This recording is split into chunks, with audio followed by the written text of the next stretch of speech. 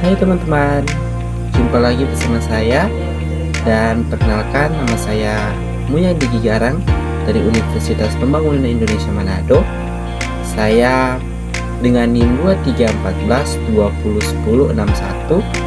Dan kali ini saya akan membawa materi tentang sejarah dan konsep dasar komputer. Nah, di video kali ini kita akan membahas tentang tiga materi. Yang pertama adalah pengertian, yang kedua adalah sejarah, ketiga adalah konsep dasar dari komputer. Nah, kita masuk dalam materi pertama, yaitu adalah komputer. Nah, pengertian komputer berasal dari kata komputer yang artinya menghitung. Secara bahasa komputer didefinisikan sebagai alat yang dilakukan proses perhitungan aritmatika.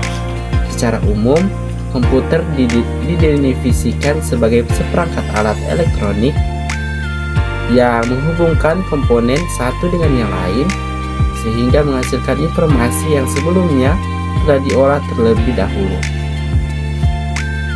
Nah, kita akan masuk dalam materi yang kedua, yaitu adalah sejarah komputer. Nah, sejarah komputer itu berasal dari abad ke-19 ketika Charles Babbage mencoba untuk mendesain komputer mekanik yang bernama mesin analytical. Nah, desain ini menjadi basis kerangka desain komputer sekarang. Generasi pertama itu dimulai ketika komputer digunakan dalam akademi dan militer seperti komputer Atanasoff Berry dibuat pada tahun 1937 untuk menyelesaikan sistem persamaan linear dan komputer Colossus. Nah, untuk memecahkan kode rahasia Jerman Nazi, kemudian NIAC yang dibangun pada tahun 1945-46 menjadi komputer pertama untuk tujuan umum. Ketika komputernya dinyalakan untuk pertama kali, Philadelphia mengalami mati listrik. Nah, komputer generasi ini menggunakan tabung vakum untuk menyimpan data dan ukurannya memakai satu ruang. Nah, kita akan masuk dalam komputer generasi kedua. Nah, dimulai ketika transistor menggantikan tabung vakum. Univac diperkenalkan ke publik pada tahun 1951 untuk menggunakan komersial. Kemudian pada tahun 1953, IBM memulai bisnis komputernya dengan merilis IBM 650. Nah, IBM dan IBM 700. Berbagai bahasa pemrograman mulai dikembangkan dan komputer mulai memiliki memori dan sistem operasi. Nah, di generasi ketiga dimulai ketika teknologi transistor meningkat menjadi sirkuit terpadu komputer mini. Komputer mini adalah inovasi yang signifikan dalam generasi ini dan mempengaruhi generasi komputer selanjutnya. NASA menggunakan komputer generasi ini untuk melancarkan program Apollo seperti komputer bimbingan Apollo untuk mempermudah kendali, Apollo Comet, dan servis modul digital atau Digital Equipment Corporation menjadi perusahaan komputer nomor 2 di belakang IBM dengan komputer PDP dan faxnya. Nah, komputer ini membawa ke pengembangan sistem operasi yang mempengaruhi. Nah, yang generasi keempat itu dimulai pada dasawarsa 1970-an ketika penemuan MOSFET dan integrasi berskala besar selanjutnya membawa ke pengembangan mikroprosesor di awal 1970. Komputer pribadi semakin kecil berkat mikroprosesor mulai berkembang. Dimulai dari komputer rumahan dan komputer meja, teknologi selanjutnya adalah laptop dan ponsel cerdas yang sangat fenomenal, membawa berbagai perusahaan teknologi ke dalam perang paten atas ponsel cerdas. Nah, yang ke generasi kelima mendefinisikan komputer generasi kelima menjadi cukup sulit karena tahap ini masih sangat mudah. Contoh imajinatif komputer generasi kelima adalah komputer fiksi HAL 9000 dan novel karya Arthur C. Clarke berjudul 2001 Space Odyssey. Nah, HAL menampilkan seluruh fungsi yang diinginkan dari sebuah komputer generasi kelima dengan kecerdasan buatan.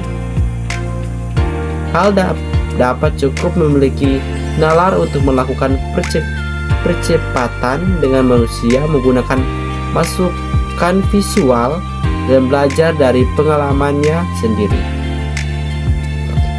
Nah, kita akan masuk dalam materi yang ketiga, yaitu konsep dasar komputer.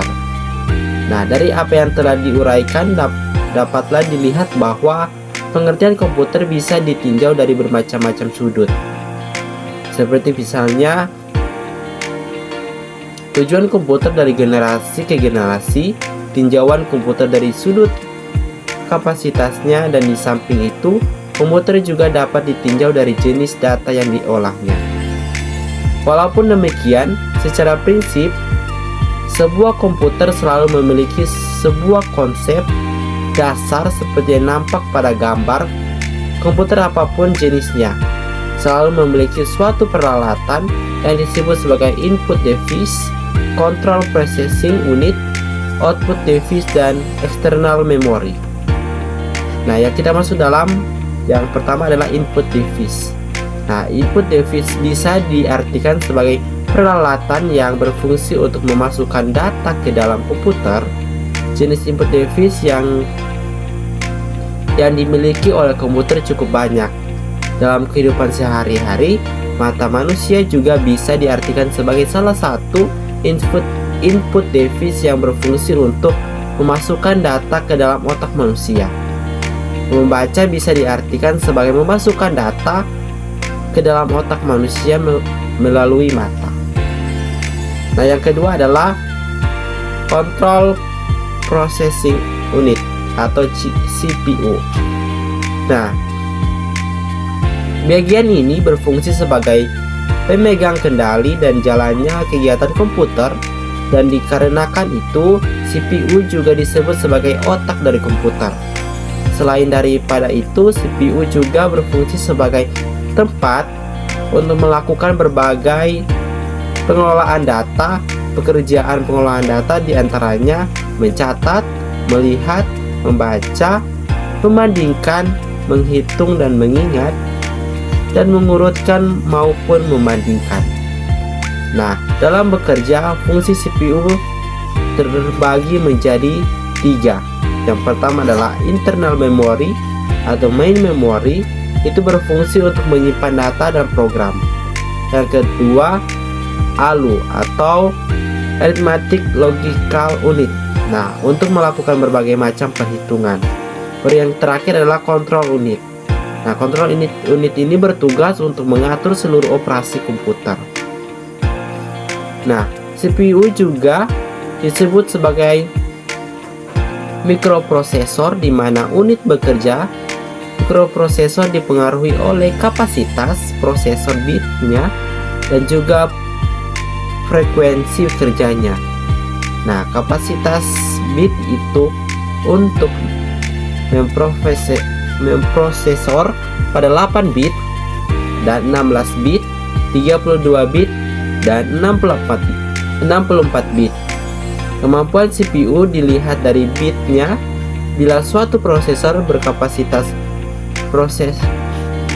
memprosesnya 8 bit, dapat diartikan bahwa prosesornya tersebut memiliki 8 pintu masuk untuk menerima bit-bit instruksi.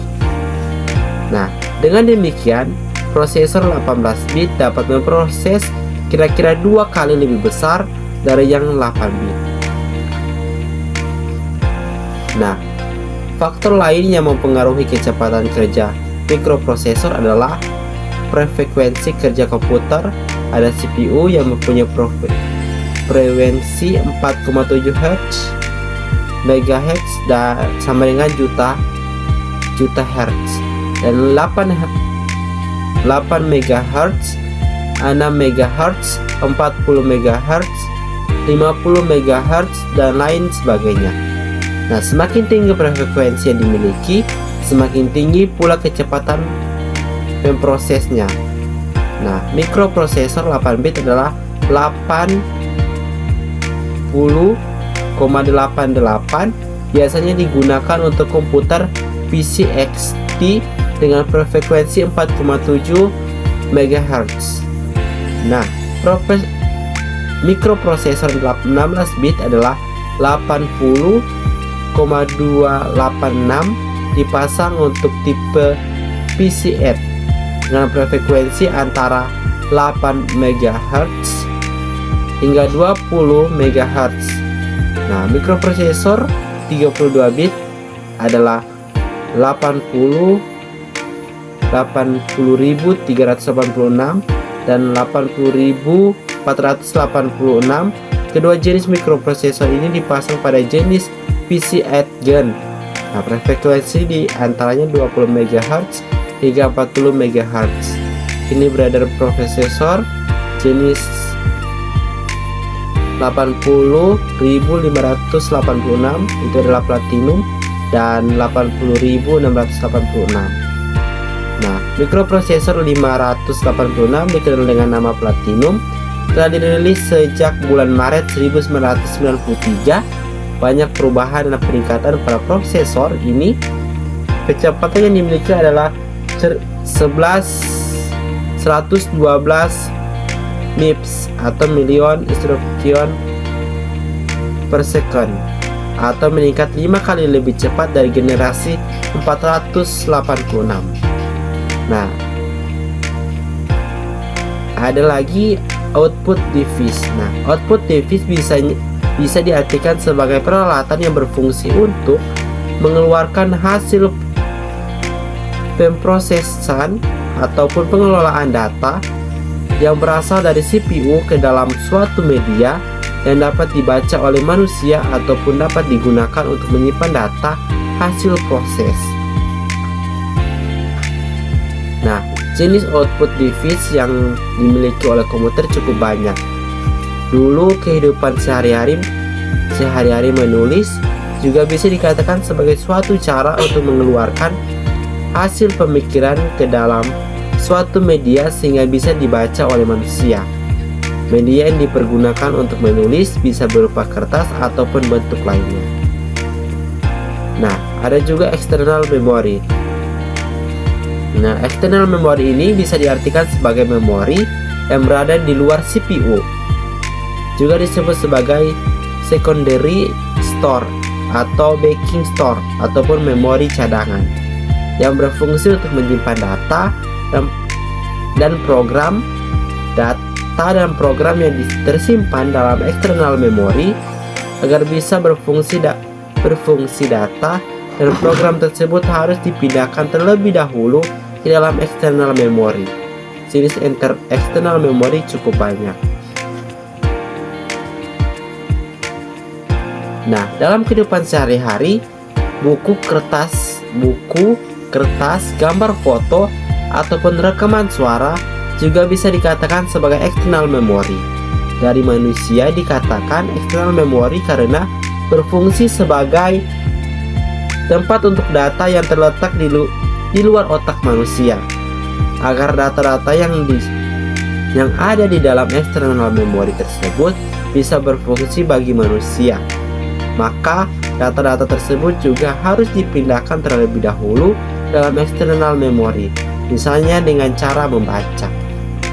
Nah,